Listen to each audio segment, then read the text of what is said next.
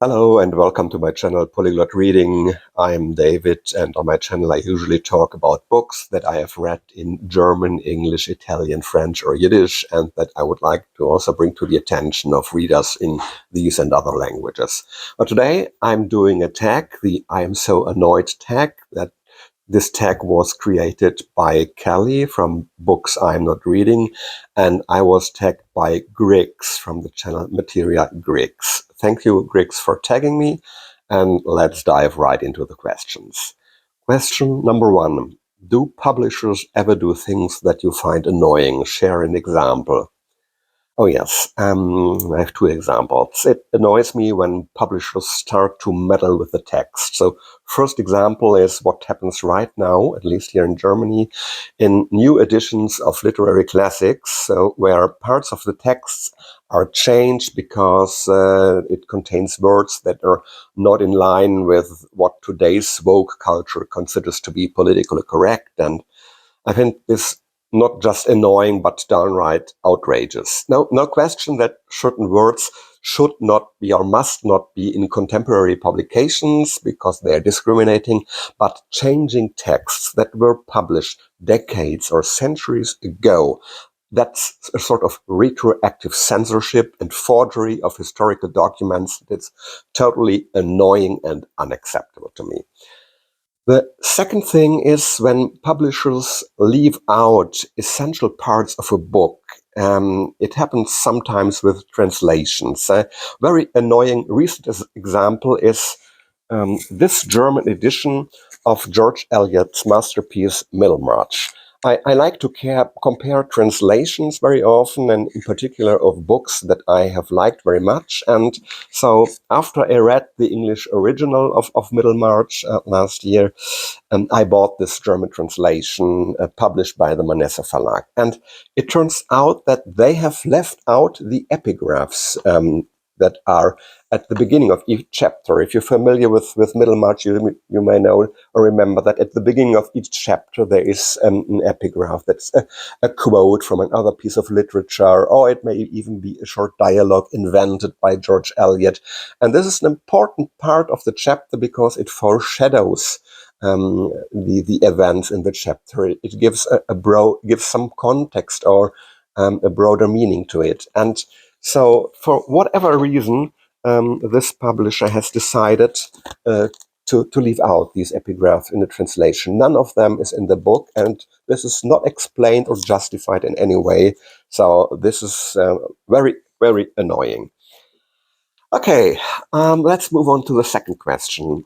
Have you ever been annoyed by a spoiler? Or even something as simple as someone else telling you there's a great twist in the plot?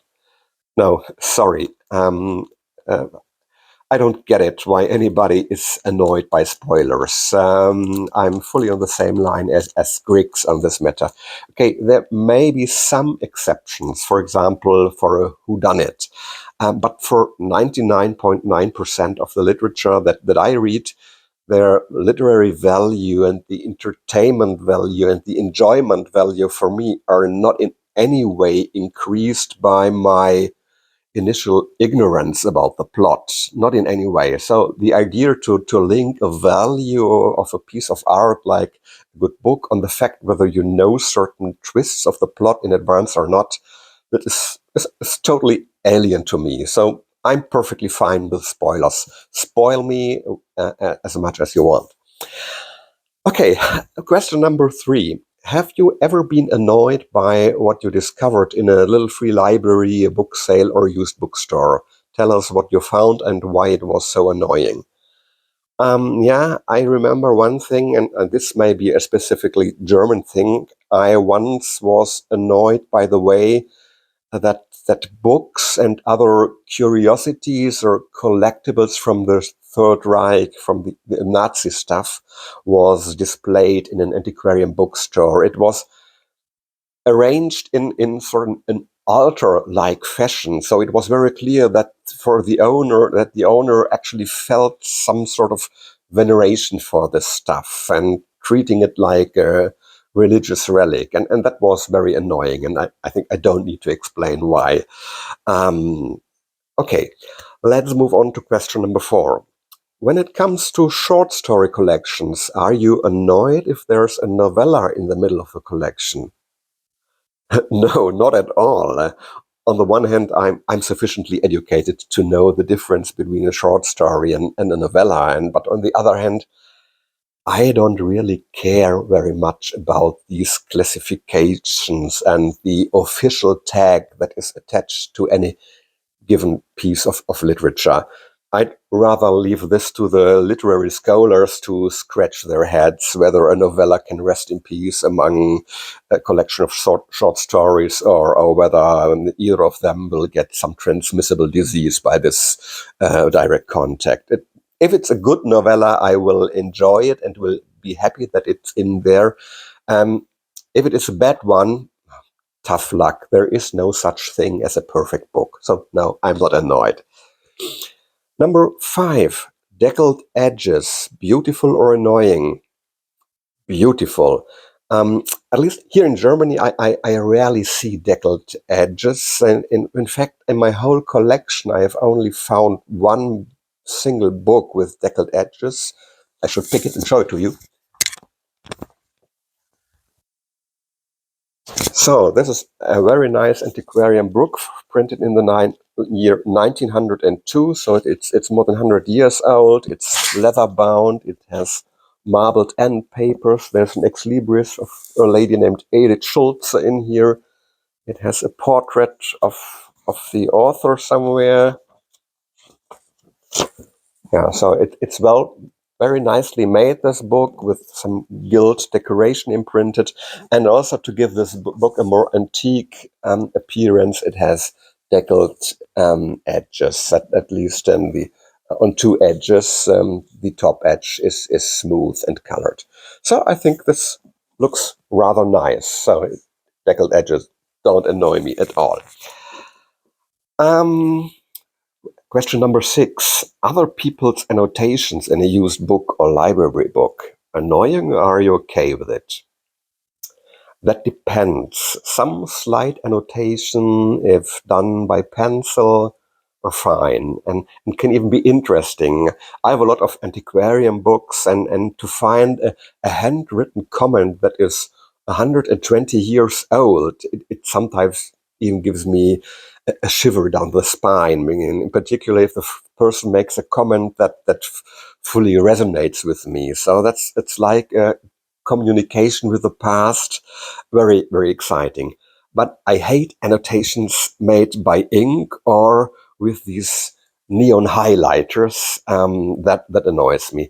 But what annoys me even much more than the wildest annotations is when pages are stained by chocolate, tea, or coffee, or when there's still sand from the beach, or even crushed mosquitoes with a blood stain in a book. That really annoys me a lot. Number 7. If there's a series or collection of certain kinds of books, like an imprint, and changes are made, are you annoyed or okay with it? If yes, give us an example. No, this doesn't annoy me. I do collect some series from a few publishers, but I don't care if they change the design a little bit after a while. To me, perfect uniformity is not beauty. It needs to be contrasted or broken by some irregularity. That's much more interesting and beautiful to my eyes. Number 8. Do the decisions of characters in a novel annoy you? Share the book and what decisions you found annoying in it. No, I can't share a book. I think I'm never annoyed by a character's decision.